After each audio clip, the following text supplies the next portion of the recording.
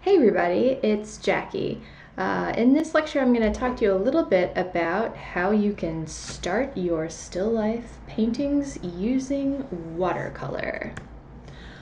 Watercolor is a very old medium. Pigments suspended in water, which is the same formula that makes up contemporary watercolor paints, were used to decorate the walls of caves during Paleolithic times. Then, during the Renaissance, watercolor became a popular way to make preparatory sketches for oil paintings as well as observational drawings, as we see here in this meticulously rendered work by the German artist Albrecht Dürer. His colors are vivid, and the detail is impeccable in this study of a bird wing, completed around 1500. The flexibility of this medium and its ability to capture the subtleties of light make it amenable for landscape paintings as well. This warm scene, painted by the British artist J.M.W. Turner in the 19th century, exemplifies his interest in painting the drama of the sky over the water. You can see parts of this composition may feel sort of unfinished, but these looser areas of the painting draw your attention to Turner's focus, the rainbow of colors in the water and the air. Veering away from the world of observational painting like the previous two images, this watercolor painting by Charles de Muth, who turned to oil paint later in his career, shows the influence of Cubism.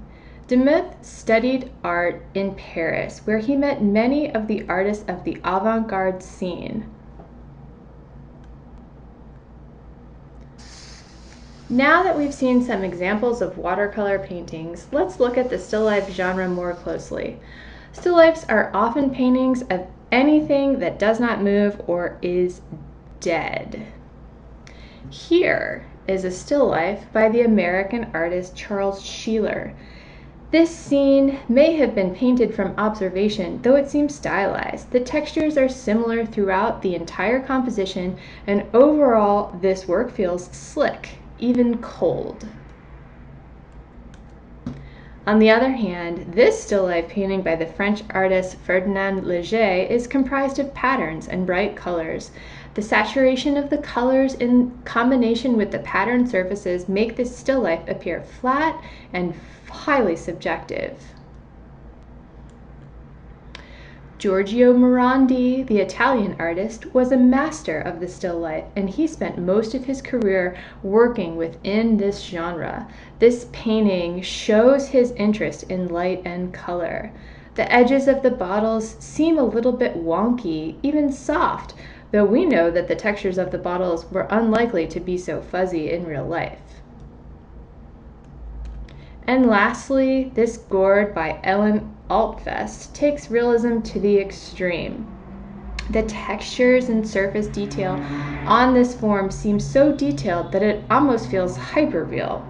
Altfest always works from life, painting from gourds until they become moldy and smelly. There are a few things you should keep in mind as you start your painting. You should always work from light to dark. Add the darkest and most saturated parts of the painting last. You may want to mark out the white areas of the composition that you hope to retain. You should always build up layers of paint slowly.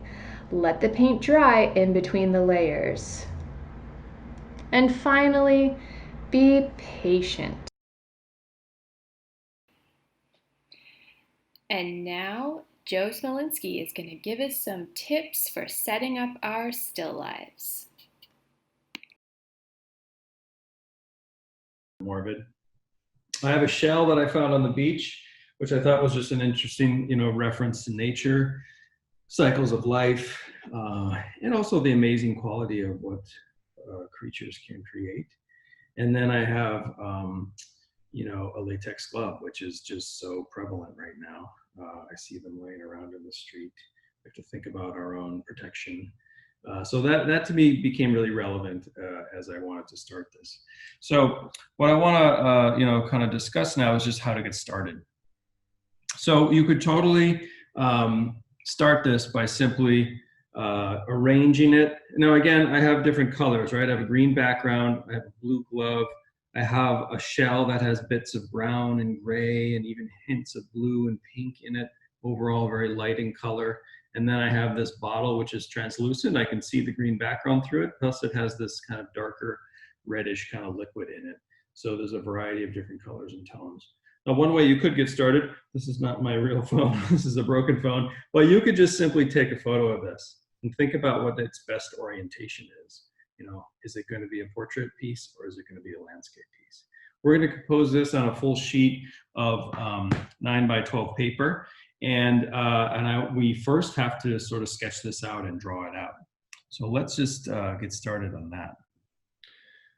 Okay, so I've got the still life all set up.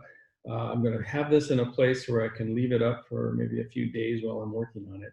And I've got my sketchbook here that I'm going to sketch. I just wanted to show you guys quickly how I would draw from life. Again, you can photograph this, you could grid it up, and you could draw from the photograph. I'm totally fine with that. You can use it to help you measure. But if you're going to try to attempt this from life, I just wanted to give you a few tips. The first thing is assess your still life. Is it going to be a landscape or a portrait? So the way that you can do that is simply take a pencil, hold it out, maybe even close an eye and see how tall it is. So this one is just slightly taller from the tip of the glove to the top of the bottle is taller than this pencil. If I hold it horizontally, I can see that the overall composition is less than the pencil. So this should probably be a portrait composition, right? So if I was to, have my piece of paper, I would arrange it in a portrait kind of space, right? So the next step is to start to think about where these objects are placed. So I'm just going to roughly just kind of map out these objects, and pretty much I'm going to have my bottle occupy this kind of space. I'm going to draw darker than I usually do so you can see it on the camera. So it's going to occupy that kind of space, right?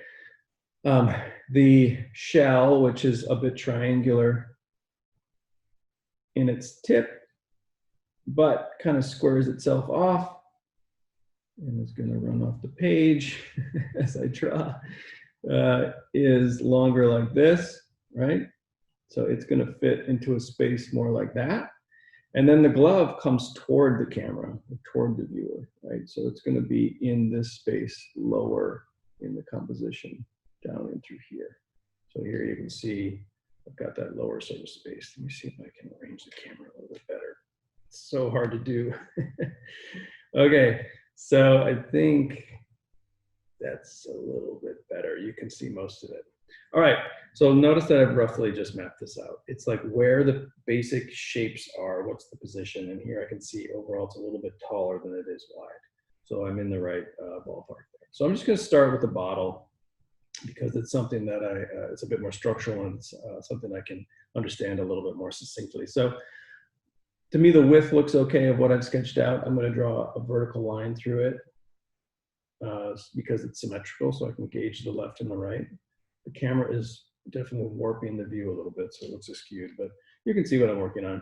Now, the bottom of a cylinder is not going to be straight across. It's slightly curved. So I'm just going to draw what's called an elliptical shape, an ellipse, and just a continuous circle around and around and around until I get one that really fits the curve of what I'm looking for.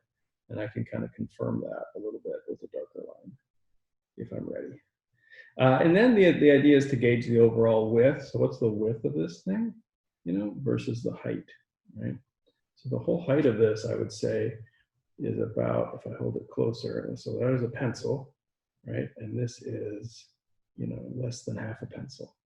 So I have to think about this being a little bit taller overall, probably up to here somewhere, okay? So then the shoulder of the bottle is going to be somewhere around here. Okay, so I'm going to start by drawing a little bit of an arc. And again, I'm going to draw another elliptical shape to kind of fill that in. And then more of a circular shape like this to follow. I'm always drawing shapes and guidelines to help me as I map this out. So now I can come up with the side of the shoulder and I can see how this curve, and I want to try to balance the left from the right, comes into this scene. Okay, so that's a good start. And then the bottle top is angling out ever so slightly. So I'm going to sketch that in. I'm going to sketch in the lid a little bit, again, another kind of cylindrical form. And then I'm going to draw the lid. So that is going to curve around this way a little bit, and the top of it cuts over here and down like that. Okay, so then I'm just going to draw a little bit of where the liquid would be in here, another elliptical shape, something like this. And that gives me the basic structure of what I have started here. Okay, needs a lot of editing, but it's in a good place in the overall shape.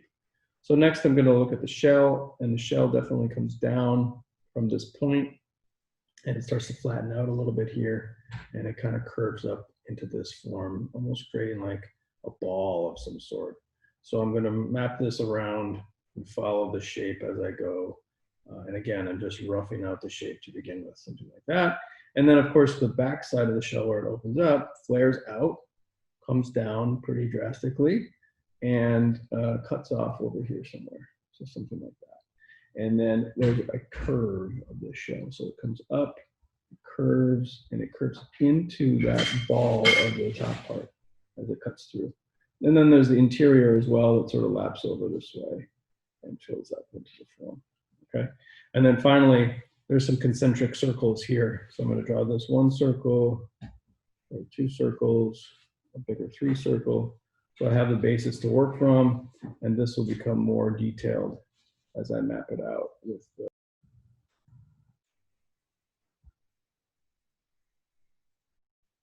had a little glitch there. I hope it's still recorded. We'll see. Okay, and then, so I'll go back to this later and make it more refined, but for now, I think this is looking okay in terms of the overall form. Okay, and then finally, I'm gonna work with the glove, a little bit more complicated. I'm trying to draw around the camera, so it's a little tricky, but I'm gonna follow some angles. So out of here, we see the glove start to come out, come down, lower than the composition here, lower than the bottle, comes up and around, something like this. And again, I'm drawing dark so you can see it, but I would draw this really sketchy and kind of light if I'm really working on it in that mode. This comes down. I'm just kind of following the outline and looking at where things cross one another, right? This one angles out in this direction. Okay, into here. And this one comes down from here, comes down, angles out. And then finally the thumb piece that comes into this space. Okay, so there I've got a really rough kind of sketch. Again, I'm blocking things out. I'm kind of working back and forth. And what I would do from here then is go and refine it and shape it up and erase elements out. So I would take my kneaded eraser, obviously, and I would go in and I would block all this out, take away these elements, get it to really look more of what I'm working with. And ultimately what we want is, a pretty accurate sketch laid out that we can start beginning to paint into.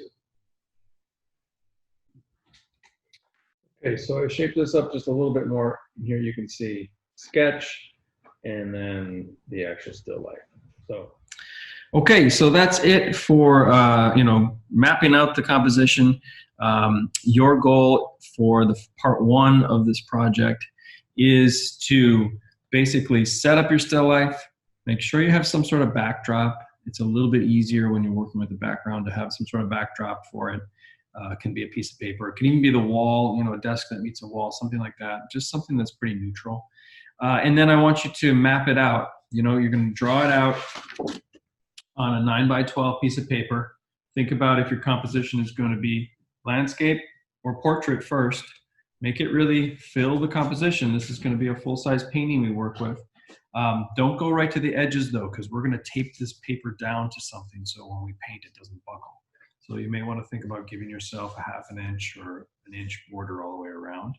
But ultimately, step one is get the composition set up and map it out in pencil on the sheet of paper.